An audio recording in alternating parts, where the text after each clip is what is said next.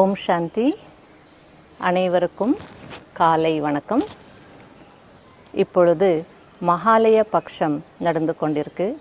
மகாலய பக்ஷம் அப்படின்னு சொல்லுவாங்க, அல்லது பித்ரு பக்ஷம் அப்படின்னு சொல்லுவாங்க. இந்த 15 நாட்கள், இந்த தேய்பிறையில் வரக்கூடிய புரட்டாசி மாதத்தில் இந்த 15 நாட்கள் ரொம்ப அந்த பித்ருகளுக்கு படைக்கிறதுல ரொம்ப சிறப்பு. இந்த 15 நாட்களில் பாருங்கள், புரட்டாசி மாதத்துலே பொதுவாக கல்யாணம் காட்சியெல்லாம் நல்ல நிகழ்ச்சிகள் எதுவும் செய்யக்கூடாதுன்னு சொல்லுவாங்க. கிரகப்பிரவேசம் அந்த மாதிரிலாம் எதுவும் இருக்காது. ஆனால் நம்முடைய பித்ருகளுக்கு படைக்கணும். இந்த 15 டேஸ் அதுக்கு ரொம்ப முக்கியத்துவம் கொடுப்பாங்க. ஸ்ராத்தம் அப்படின்னு சொல்லுவாங்க, தர்ப்பணம் அப்படின்னு சொல்லுவாங்க. அப்போ முதல்ல இந்த ஞானத்துக்கு வர்றதுக்கு முன்னாடி இதில் எல்லாம் நமக்கு நம்பிக்கை இருந்தது.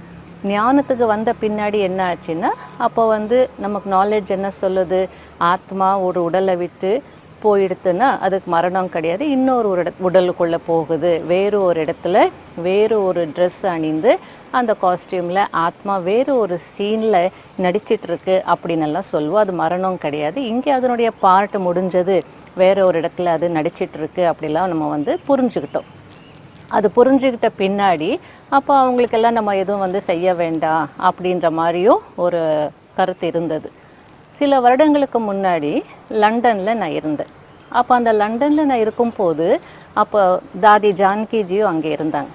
ஜானகி தாதி என்ன பண்ணாங்க, இது ஒரு புரட்டாசி மாதம் மகாலய அமாவாசை அன்று.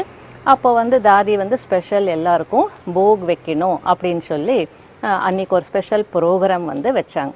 எனக்கு உள்ளுக்குள்ளே ஒரு தாட் வந்துட்டே இருந்தது, எதுக்கு இதெல்லாம் நம்ம செய்யணும், இதெல்லாம் செய்யணுமா அப்படின்னு சந்தேகம் இருந்தது. அன்றைக்கே அவங்கக்கிட்டே பேசுகிறதுக்கு கூட எனக்கு ஒரு வாய்ப்பு கிடைச்சது. அப்போ அவங்கக்கிட்ட நான் டைரெக்டாகவே நான் கேட்டுட்டேன், இப்போ தான் அந்த ஆத்மாக்கள் வேறு உடலுக்குள்ளே போய் நடிச்சிட்ருக்காங்க அப்படின்றது நமக்கு தெரியும், அப்போ இதெல்லாம் அவசியமா அப்படின்னு கேட்டேன். அவங்க சிரிச்சிட்டே சொன்னாங்க, அதாவது நாம் படைக்கிற உணவு அவங்களுக்கு போகாது, ஆனால் அவங்க எங்கே இருந்தாலும், எந்த சூழ்நிலையில் இருந்தாலும், எந்த நாட்டில் இருந்தாலும் இந்த ஃபீலிங்ஸ் அங்கே போகும், அல்லது இந்த உணர்வுகள் பாவனை அவங்க எடுத்துப்பாங்க. ஒரு செகண்ட் அவங்களுக்கு சந்தோஷம் வருது அப்படின்னு சொல்லுவாங்க. அப்போ அவங்களெல்லாம் எமர்ஜ் பண்ணி, இறந்து போனவர்களை எல்லாம் எமர்ஜ் பண்ணி அவங்களுக்கு நம்ம செய்யணுமா அப்படின்னு கேட்டேன்.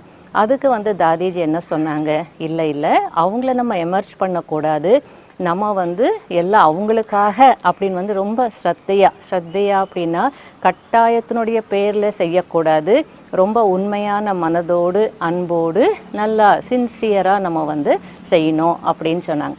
அந்த செய்துட்டு நம்ம போக் வைக்கும் போது அல்லது படைக்கும் போது பிரார்த்தனை போல், பக்தியில் பிரார்த்தனை சொல்லுவாங்க இல்லையா, அப்போ இறைவன்கிட்ட நம்முடைய அந்த உணர்வுகளை கொண்டு போய் சேர்க்கணும்.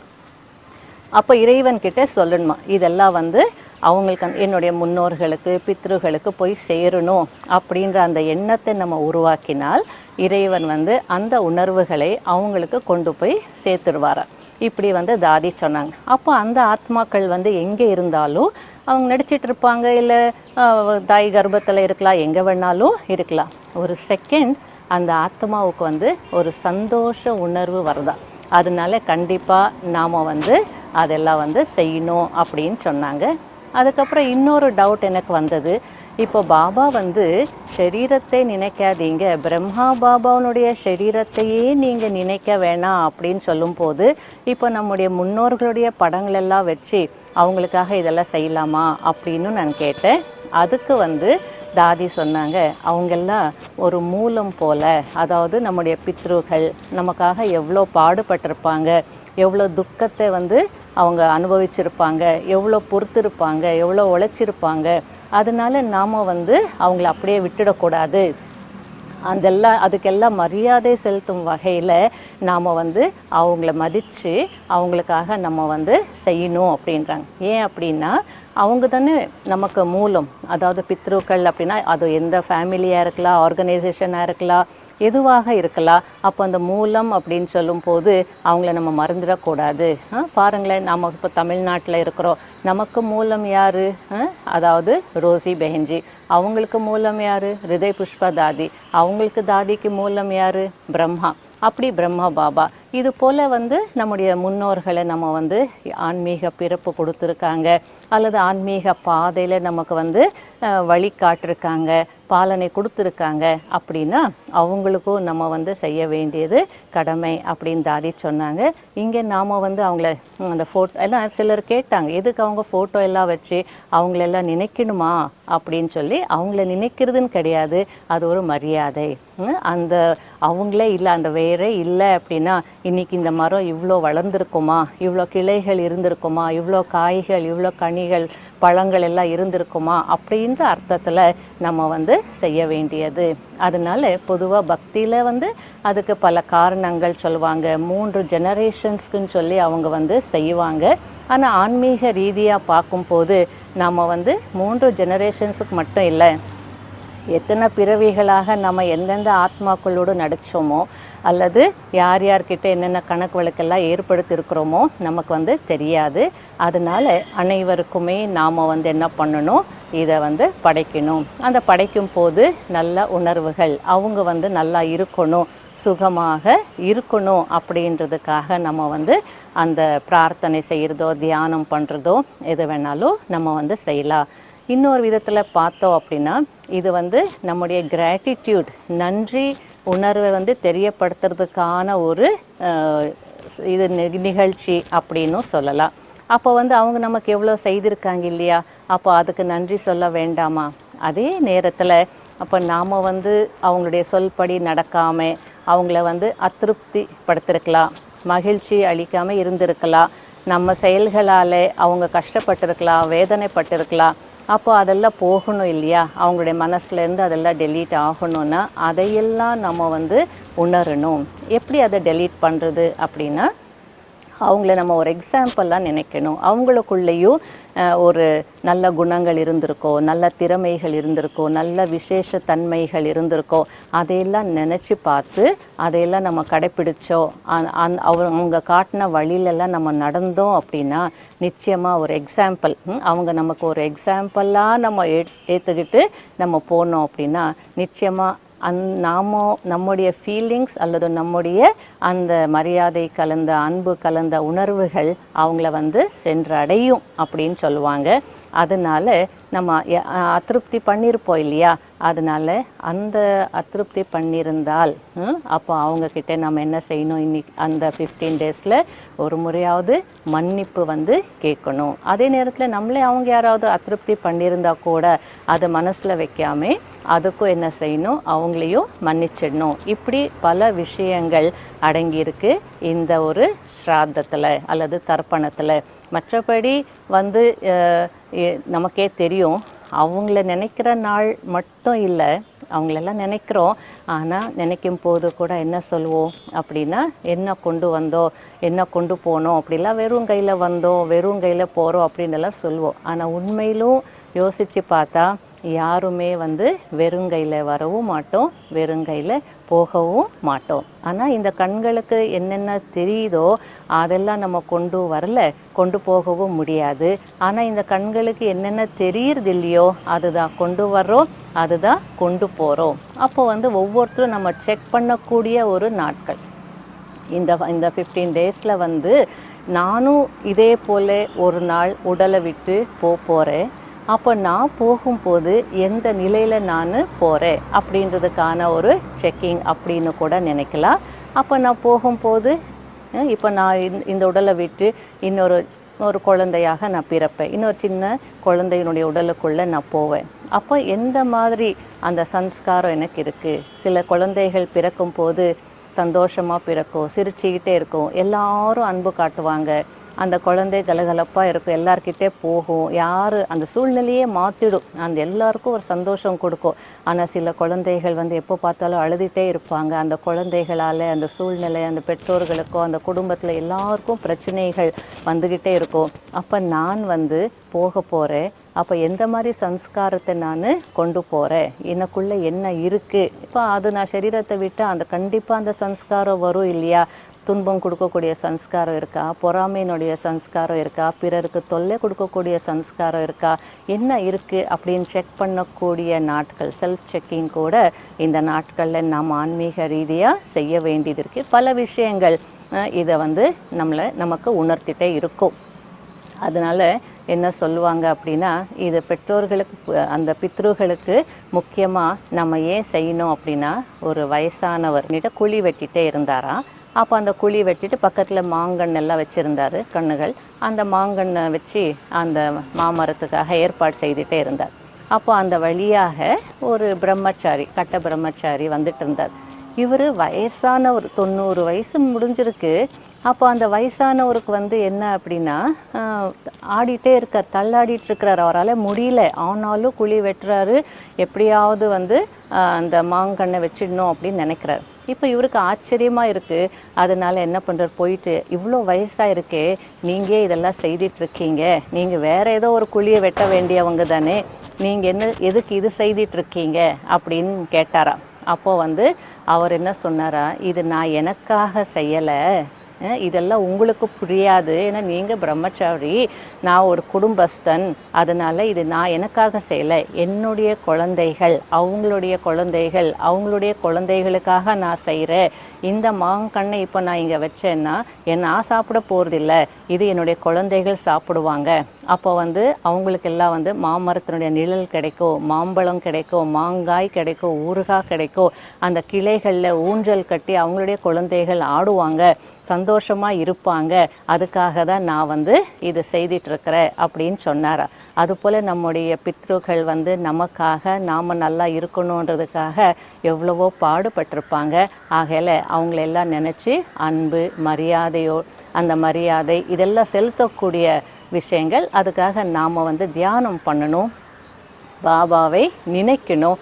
அப்போ அந்த அன்பையும் அந்த மரியாதை உணர்வுகள் பாபா அவங்களுக்கு கொடுத்துடுவாங்க. அதே நேரத்தில் அவங்களுடைய ஏதாவது ஆசைகள் இருந்தது உங்களுக்கு சொல்லியிருப்பாங்க, சொல்லாமலும் இருந்திருப்பாங்க, அல்லது நிறைவேறாத ஆசைகள் அவங்க செய்ய சொல்லியிருப்பாங்க, நம்ம செய்திருக்க மாட்டோம். அந்த மாதிரி ஏதாவது இருந்தாலும் அதையும் நம்ம வந்து பூர்த்தி செய்யக்கூடிய ஒரு நாள். அப்போ நம்ம ஞானத்தில் பார்த்தீங்கன்னா நிறைவேறாத ஆசைகள் அப்படின்னா என்ன, நம்முடைய முன்னோர்கள் நம்ம எப்படி இருக்கணும் அப்படின்னு வந்து விருப்பப்பட்டாரோ, ஸ்ரீமத் அல்லது என்னென்ன அவங்களுடைய வகுப்புகளில் சொல்லியிருக்காங்களோ, அப்போ நாம் அப்படி இருக்கணும்.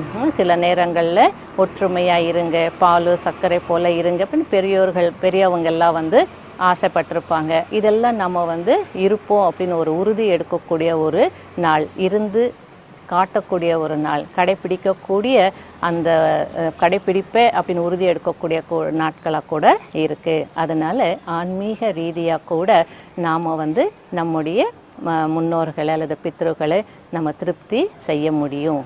நம்முடைய சித்தர்கள், முனிவர்கள் நம்முடைய நன்மையை கருதி எது செய்தால் நமக்கு நன்மை இருக்கோ அந்த நன்மையை கருதி தான் இந்த மாதிரி பழக்கங்கள் எல்லாம் வந்து ஏற்படுத்தி கொடுத்துருக்காங்க. நம்முடைய கலாச்சாரத்தில் இது ஒரு நல்ல விஷயம் அப்படின்னு கூட சொல்லலாம். ஆனால் கலியுகத்தில் இப்போ எல்லாம் என்ன இருக்குது, காலம் மாறி இருக்குது. இப்போது வந்து யார் வீட்லேயோ பெற்றோர்களுடைய படங்கள் எல்லாம் இருக்காது. இப்போ எல்லார் வீட்டுக்கு போனால் இன்னும் வந்து முந்தியெல்லாம் யார் வீட்டுக்காவது போனால் என்ன செய்வாங்க, இவங்க தான் எங்களுடைய அப்பா, இல்லை இவங்க எங்கள் மாமனார், இது அவங்க அப்பா அப்படின்லாம் வந்து சில படங்களை காட்டிட்டு நமக்கு அறிமுகப்படுத்துவாங்க. ஆனால் இப்போ அந்த மாதிரி படங்கள் இல்லை. இன்டீரியர் டெக்கரேஷன் அப்படின்ற அந்த பெயரில் அல்லது இப்போ அந்த நம்பிக்கை கூட இருக்காது. அந்த ஒரு பெயரில் வந்து இப்போ அல்லது வேறு யாருடைய படங்கள் இருக்கும் அப்படின்னா அவங்களுடைய பிள்ளைகளுடைய படங்கள். மூத்த பையன் இவன் அமெரிக்காவில் இருக்கிறா, இவன் வந்து 2வது பையன் இவன் ஆஸ்திரேலியாவில் இருக்கிறா அப்படின்னு சொல்லி அவங்களுடைய பிள்ளைங்களுடைய படத்தை வந்து அறிமுகம் வேணால் இப்போ படுத்துவாங்க. அந்த மாதிரி தான் காலம் இப்போ மாறியிருக்கு. அதனால் அந்த பெற்றோர்களுக்கு மரியாதை அப்படின்றது, அன்புன்றது நம்ம கொடுக்கறது மறக்கக்கூடாது. ஏன்னா அவங்க எவ்வளோ நமக்கு செய்திருக்காங்க. ஒருத்தர் வந்து ரொம்ப பாடுபட்டு சொத்தெல்லாம் சேர்த்து எவ்வளோ கஷ்டம் கொடுக்கணுமோ மக்களுக்கு எல்லா கஷ்டம் கொடுத்துட்டு பணத்தை மட்டும் சம்பாதித்து சேர்த்து வச்சாராம். அப்போ வந்து எதுக்காக அந்த நோக்கம் என்ன அப்படின்னா, என்னுடைய குழந்தைகள், அவங்களுடைய குழந்தைகள் ஒரு 7 தலைமுறைக்கு அவங்க எல்லாம் வந்து நல்லா இருக்கணும் அப்படின்னு வந்து அவங்க யாரும் பணத்துக்கு கஷ்டப்படக்கூடாது, அவங்க எல்லாம் ரொம்ப சந்தோஷமாக இருக்கணும் அப்படின்னு சொல்லி அவங்களுக்கு ஒரு எண்ணம். சேர்த்து வைக்கிற, ரொம்ப கருமையாக தான் கூட ஒழுங்காக சாப்பிட்றது இல்லையா, அந்த மாதிரி எல்லாம் வந்து சேர்த்து வச்சார். அதுக்கப்புறம் அவருடைய காலம் முடிஞ்சது, அவர் யமலோகத்துக்கு போவார். அப்போ யமன் வந்து இவரை பார்த்து சிரிப்பார்.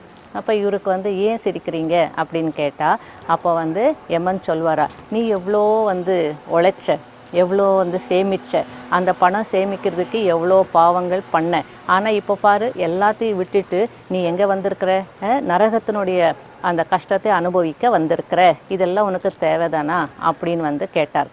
அப்போ இந்த மனிதன் சிரிக்கிறார். நீ ஏன் சிரிக்கிற அப்படின்னு கேட்டால், அது உங்களுக்கெல்லாம் இது புரியாது, நாங்கள் வந்து குடும்பஸ்தர்கள், அப்போ எங்கள் குழந்தைகள் அவங்க குழந்தைகள் நல்லா இருக்கிறது பார்க்கும்போது எங்களுக்கு எவ்வளோ சந்தோஷமாக இருக்குது, எங்களுக்கு எவ்வளோ சுகம் கிடைக்கிது.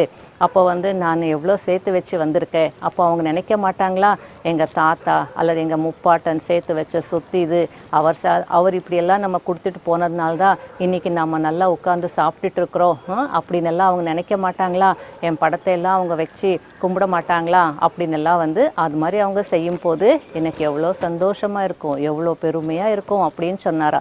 அப்போ வந்து யமன் சிரிச்சிட்டு, ஓஹோ அப்படியா, சரி அப்போ நீ இப்போவே நான் வந்து ஸ்பெஷல் பர்மிஷன் கொடுக்குறேன், நீ பூலோகத்துக்கு போய் உங்கள் வீட்டுக்கு நேராக போய் அதில் உங்கள் படம் ஏதாவது இருந்ததுன்னா நீ அதை வந்து கொண்டு வா, அப்படி கொண்டு வந்த அப்படின்னா உனக்கு இந்த நரகத்தினுடைய தண்டனையெல்லாம் நான் கேன்சல் பண்ணிடுறேன் அப்படின்னு வந்து சொன்னாரா. அவருக்கு ஒரே சந்தோஷம், ஓ அப்படியா, நான் இதோ இப்பயே போயிட்டு நான் கொண்டு வந்துடுறேன் அப்படின்னு. அங்கே வீட்டுக்கு போய் பார்த்தா இவருடைய படமும் இல்லை, ஒன்றுமே இல்லையா. அதனால் அப்போ வந்து யமன் சிரிப்பார், பார்த்தியா நம்ம போன பின்னாடி வந்து யாரும் வந்து நம்மளை நினச்சி கூட பார்க்க மாட்டாங்க அப்படின்றது அவருக்கு அப்போ புரியுது, அவருக்கு வந்து புரிய வைக்கிறார் அவருக்கு. அதனால் நம்ம வந்து விட்டுட்டு வர்றதா முக்கியம் கிடையாது, நம்ம என்ன கொண்டு போகிறோம், அடுத்தது நாம் ஜர்னியில் நாம் நல்லா இருக்கணும்னா என்ன செய்யணும் அதையும் நம்ம வந்து கவனிக்கணும். நம்ம போன பின்னாடி நம்மளெல்லாம் யார் நினச்சிட்டு உட்காந்துருப்பாங்க, நம்ம படம் இருக்குமா அது கூட நமக்கு வந்து தெரியாது அப்படின்றதுக்காக ஒரு சின்ன ஒரு இமேஜினரி ஒரு இன்சிடெண்ட் இது போல் வந்து கதை போல் சொல்லியிருக்காங்க. அதனால் நம்ம யோசித்து பார்க்கணும், நம்ம வாழ்க்கை எப்படி இருக்கணும், நமக்கு பாஸ்ட் எப்படி இருக்குது, நம்முடைய ஃப்யூச்சர் எப்படி இருக்கும், இதெல்லாம் சிந்திக்க வைக்கக்கூடிய நாட்கள் இந்த நாட்கள். அதனால் மகாலயம் அப்படின்னாலே பெரிய கோவில், மகான் ஆலயம் கோவில். அப்போ அது காங்கிரிகேஷன் எல்லா பித்ருக்கள் வந்து சேருவாங்களா, அப்போ அவங்களுக்கு கொடுக்கும்போது அவங்க சந்தோஷப்படுவாங்க அப்படின்றதுக்காக தான் இந்த ஒரு நிகழ்ச்சி அல்லது சடங்கு எல்லாமே செய்வாங்க. ஓம் சாந்தி.